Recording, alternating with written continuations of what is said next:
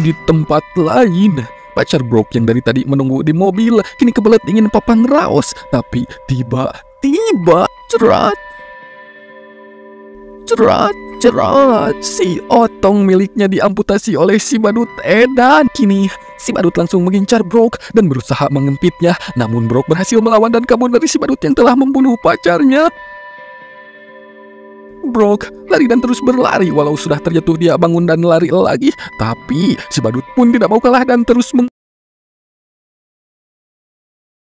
Kini si badut langsung mengincar Brock dan berusaha mengempitnya. Namun Brock berhasil melawan dan kabur dari si badut yang telah membunuh pacarnya. Brock lari dan terus berlari. Walau sudah terjatuh, dia bangun dan lari lagi. Tapi si badut pun tidak mau kalah dan terus mengejarnya. Brock berusaha mencari Sienna. Dia berteriak memanggil Sienna hingga Sienna pun mendengarnya lalu mencarinya. Akan tetapi si badut terus saja mengejar Brock yang semakin putus asa. Di tengah keputusasaan Brock, si badut pun muncul dari balik pintu dengan membawa sebuah gada paku dan cairan keras. Lalu dibanyurkanlah air keras ke wajah Brock hingga ngebul lalu melepuh. Udah gitu dikasih bonus dengan dihantam gada paku juga. Wajah Brock pun hancur dihantam beberapa kali oleh si badut yang semakin menjadi-jadi. Semakin gelo, semakin edan, semakin sadis, semakin bengis, dasar iblis. Dan Sienna malah datang di saat yang tidak tepat hingga membuatnya menangis pilu penuh haru. Namun Sienna ngoranya terkejut ketika melihat si badut ada tepat di depannya, membuat tubuhnya gemetar, dadanya membesar, berdebar maksudnya. Dan dengan sisa-sisa keberanian, Sienna menghantam si badut pakai balok. Namun si badut malah balik menyerang lalu menjedot-jedotkan kepala Sienna ke dinding hingga jidatnya muncrat. Melihat Sienna yang sudah terkulai lemas tak berdaya, si badut pun melangkah pergi untuk mengincar Jonathan yang masih bugar. Jonathan ternyata bersembunyi di balik tumpukan kayu, sementara si badut mengendap-endap untuk menangkap Jonathan yang sedang mengintip di balik tirai. Jonathan berhasil bersembunyi dari si badut dan dia mencoba mencari Sienna setelah si badut pergi.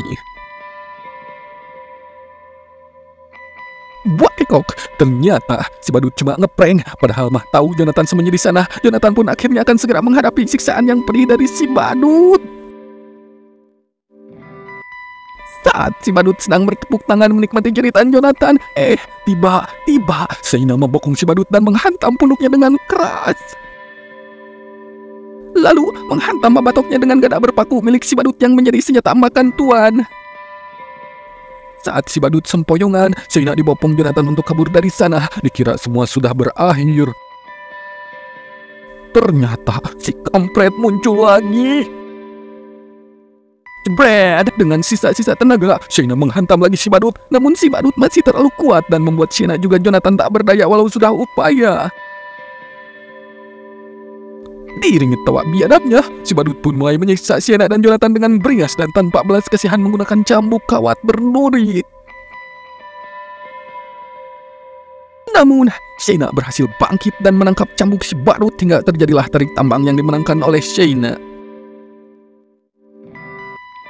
Sienna pun melakukan balas budi dengan langsung menghujamkan cambuk kawat berduri kepada si badut yang malah keenakan saat dicambuk oleh Sienna. Sienna pun kesal lalu mengambil sebilah besi lalu ditusukkan ke kepala si badut. Namun kampretnya, si badut masih saja tetap hidup padahal kepalanya sudah ditembus besi. Sungguh tidak masuk akal, tapi ya namanya juga film sih.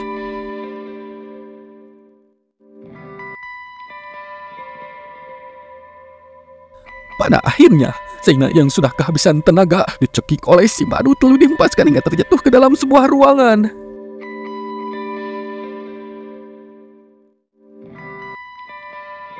Melihat Sienna yang dia kira sudah mati, si badut pun mengalihkan sasaran kepada Jonathan yang saat ini masih tidak sadarkan diri setelah tadi dihantam oleh si badut. Dan gilanya, si badut kampret ini malah nyemilin kaki Jonathan seperti sedang menggerogoti kaki sapi saja sama rukte mikocok. Saat tersadar, Jonathan pun langsung bersorak kegirangan. Lalu tiba-tiba Sienna muncul dan membacok si badut dari belakang. Zaina ingin semua ini segera berakhir, memutuskan untuk mengeksekusi si badut sampai benar-benar mati dan musnah dari muka bumi. Setelah dibacok berulang kali pun si badut masih saja tetap hidup. Hingga Zaina pun bermaksud untuk membuat kepala si badut bercerai dengan badannya. Namun koploknya, si badut malah nyengir sembari menjulurkan leher kepada Zaina. Dasar emang psikopatnya udah stadium akhir ini mah. Ya, tapi sekuat-kuatnya juga ya tetap manusia, yang jika Allah menghendaki mati ya pasti mati juga. Ya, seperti kata Ariel Noah lah. Tak ada yang abadi. Alah sia, ini masih muncul songok badut lagi yang tiba-tiba mengambil kepala yang sudah resmi bercerai dengan badannya itu.